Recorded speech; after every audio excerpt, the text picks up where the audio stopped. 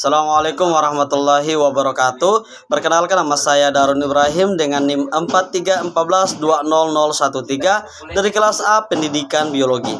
Baiklah, pada video kali ini saya akan membahas materi tentang implementasi konsep komunitas dan keanekaragaman hayati dalam pembelajaran biologi.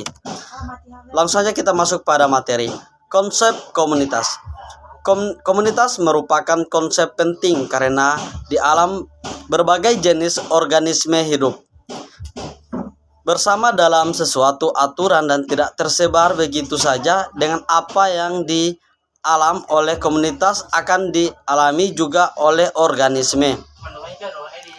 Komunitas biotik adalah kumpulan populasi yang menempati suatu habitat dan terorganisasi sedemikian sehingga memperlihatkan sifat tumbuhan dari sifat individu dan populasi sebagai satu kesatuan. Komunitas utama adalah komunitas besar yang tidak tergantung kepada komunitas lain di dekatnya. Komunitas minar adalah komunitas yang masih bergantung kepada komunitas lain di sekitarnya. Komunitas merupakan satu kesatuan dalam yang pertama fungsional terkait dengan struktur trofik dan arus energi. Komposisional terkait dengan peluang spesies tertentu dapat hidup berdampingan. Konsep komunitas menjadi penting untuk menjelaskan keragaman spesies yang biasanya hidup bersama di dalam tata aturan tertentu. Hal ini karena mikroorganisme tidak begitu saja tersebar di permukaan bumi. Komunitas dapat diklasifikasikan menurut yang pertama habitat fisiknya, yaitu hutan tropis dan laut. Yang kedua ada bentuk atau sifat strukturnya, spesies dominan, bentuk hidup dan indikasi lain. Ketiga sifat dan tanah fungsional, yaitu tipe metabolisme komunitas. Yang keempat, tidak ada peraturan yang pasti dalam klasifikasikan komunitas, tetapi klasifikasi berdasarkan fungsional dan memberikan gambaran yang lebih baik untuk membandingkan semua komunitas dalam habitat yang berlainan.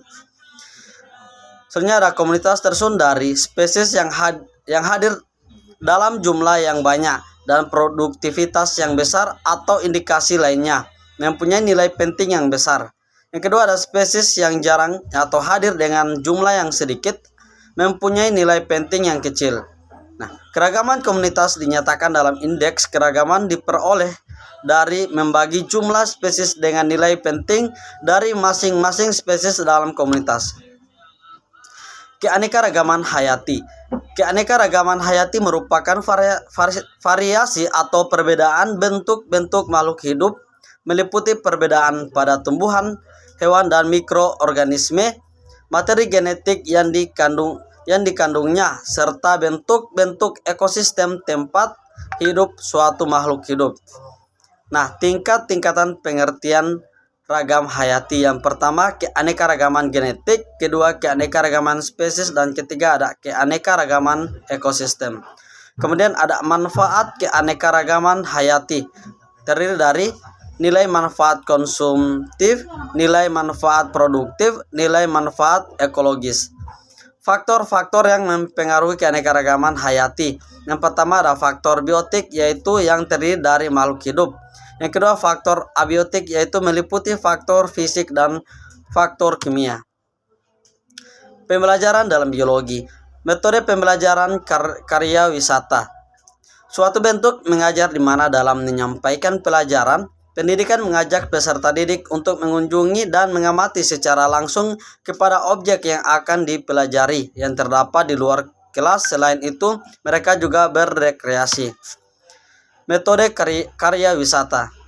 Yang pertama tujuannya yaitu memperoleh pengalaman dan objek dilihatnya. Yang kedua menghayati tugas pekerjaan milik seseorang. Ketiga mampu memecahkan persoalan yang dihadapinya dalam pembelajarannya, juga pengetahuan umum.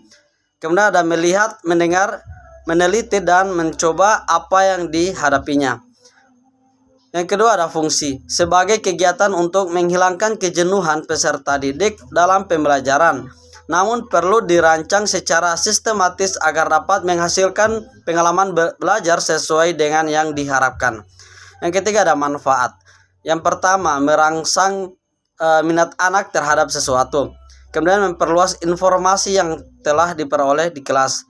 Memberikan pengalaman mengenai kenyataan yang ada dan dapat menambah wawasan. Dan yang keempat, mengembangkan aspek perkembangan sosial anak. Kemudian ada pelaksanaan karya wisata. Yang pertama, pemimpin rombongan mengatur segalanya dan dibantu petugas-petugas lainnya. Yang kedua, memenuhi tata tertib yang telah ditentukan bersama. Yang ketiga, mengawasi petugas-petugas pada setiap seksi. Memberi petunjuk bila perlu. Kemudian penilaian karya wisata. Penilaian melalui kegiatan tindak lanjut, yakni penerapan hasil belajar karya wisata ke dalam kegiatan di kelas dalam kaitannya pengembangan kreativitas. Bila dalam kegiatan di kelas ini anak menunjukkan maka tujuan pengajaran melalui karya wisata berhasil. Baiklah, itu pemaparan materi dari saya. Mohon maaf jika ada salah kata. Terima kasih. Wassalamualaikum warahmatullahi wabarakatuh.